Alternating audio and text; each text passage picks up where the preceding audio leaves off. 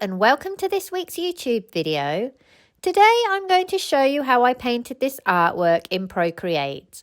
This is a slightly different genre of art this week. It's still based on the fine art principles, but it is a narrative piece from my imagination. I am a massive fan of painting on your iPad, and there are so many things that you can do. I thought I'd show you a slightly different style so that if you want to have a go at something from your imagination, you'll know how to do it.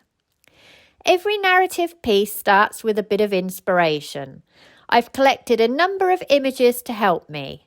This one is called Arrival of the Birds, and my inspiration was Fin, my dog, chasing the girls in the park. You can see from my video, as it is, the scene is pretty boring, so I need to employ a few artistic principles to liven it up. Look at where the horizon line is. As a general rule, a midway horizon line, just like this one, will always produce something not very interesting. If I move the horizon line up or down, it will then become more interesting.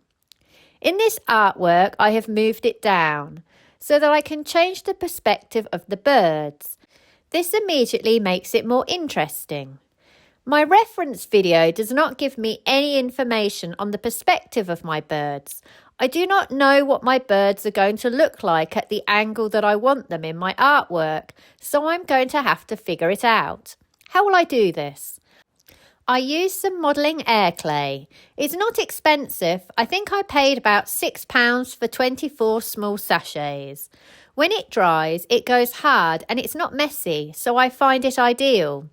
I modelled a number of gulls with their wings in different positions. This then enabled me to understand how they would look in the perspective that I wanted. As I intended to make my birds abstracted silhouettes, it didn't matter that their form was pretty basic.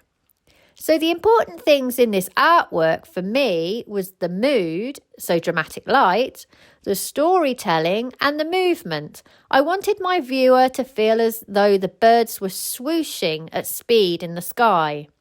All these things can be achieved with a little bit of artistic trickery. This artwork took me about 12 hours to do, so I have broken the video down into simple principles so that if you want to try something like this yourself, you'll know how to approach it. Let's have a look at the time-lapse video. Drawing and perspective.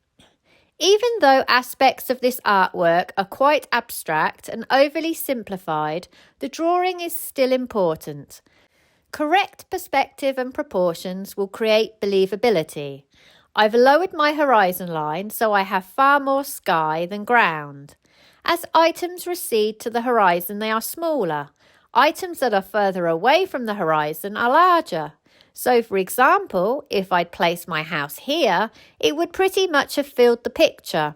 I need to make sure everything is in proportion to each other, and you can get away with quite a bit. For example, that is quite a small house, but I can still get it to work because I am suggesting it is slightly behind the tree. I am using the harmonic armature to help me with my placements. If you are not familiar with this tool and how to use it, have a look at this video on my channel. Value. Before I even attempt to add any colour to this artwork, I work out a full value study. I use my red colour picker and I stick to selecting my white to grey to blacks down the left-hand side. I stay completely within this narrow strip. Imagine 1 is white and 10 is black. I am aiming to use this whole range. Remember, I said earlier in this video that one of my aims with this painting was to create mood. Using my value to dramatic effect will create drama and the sort of mood I am after. Be sparing with where you use your pure white and only do this in one area. So, for example, here. I have then placed black next to my white. I have one area of maximum contrast which I do not repeat anywhere else. I then intend to create a circular viewing effect so that your eye moves around the picture. By using higher value contrast, I can achieve this. Dark next to light, dark next to light, and light next to dark. Notice how my ground area is similar in value, as is the majority of my sky. I have used my light areas to contrast against this, and I have balanced my area of maximum contrast against my lighter birds.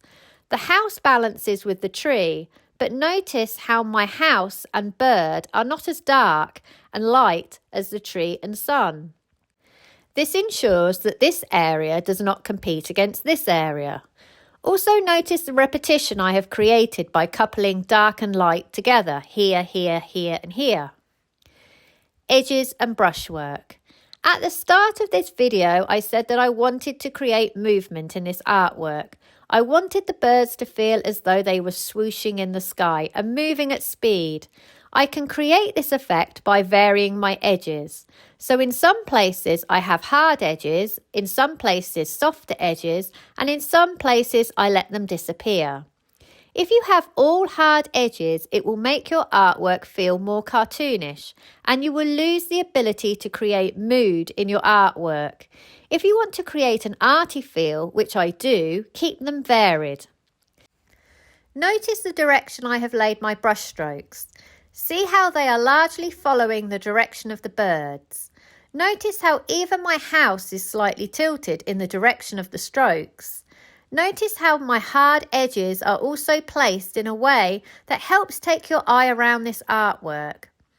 I have used a variety of brushes in this artwork. This includes some kind of drawing tool like a pencil or technical pen, a couple of blocking brushes like the wet acrylic and hard blend, a soft brush, some very wet brushes like the turpentine or oil paint brush, and finally a textured brush like the stucco or oil pastel. The most important thing is that you have a range of brushes that create a variety of different marks. I have laid my paint in transparent layers for the background and sky using more artistic brushes, as this gives me softer edges. I have used brushes like the wet acrylic, hard blend, soft brush and oil pastel for the birds, house, tree and figures. I have also used much more opaque paint. Colour and temperature. I can now work out my colour and temperature from my value study. All my value ranges go from 1 to 10, 1 being white and 10 being black. Every colour sits somewhere on this value range. For example, the green used in the grass sits here, so I can begin to replace my greys with colour. Bear in mind when you do this, rather than moving straight across, you need to move more diagonally. So for example, if I am here with my grey on the colour picker, going directly across will affect my values, as this area here is light in value and this area over here is dark in value. The more saturated you go, the darker your value will be. I cannot put a saturated colour here, for example, as it will be the wrong value. So moving across diagonally will help you select the colours of the right value. To keep my artwork interesting, I am alternating between warm and cool temperatures. So for example, warm, cool, warm, cool, warm and cool. Notice how my tree is warmer than my house and my figure is the warmest area in my artwork with the use of orange and a black red. Remember that warm colours come forward and cool colours recede, so I have used yellow a lot in my birds to help them come forward. Notice also how I have balanced this yellow area here with this yellow area here. I have also balanced my browns diagonally across my picture. Briefly, I will mention my layers. I am not super organised with these, but I do try and follow a general logical order. For example, background, 1 layer, tree, 1 layer, figures, 1 layer, bird, 1 layer, etc. However, as the artwork develops, I will create multiple layers for all of these things I have mentioned. Generally, if I like what I've done, I will start a new layer. And here is the final artwork as both a print and a greeting card. If you want to know how to make prints and cards from your artwork, here are a couple of videos on my channel that will help you. And this artwork is also up on my website. I hope you have enjoyed today's video and found it useful. Please like and subscribe if you can, and check out my website sarahhallidayart.com, where you will find examples of my work and also details of online classes that I run. Thank you for watching, and see you for the next one.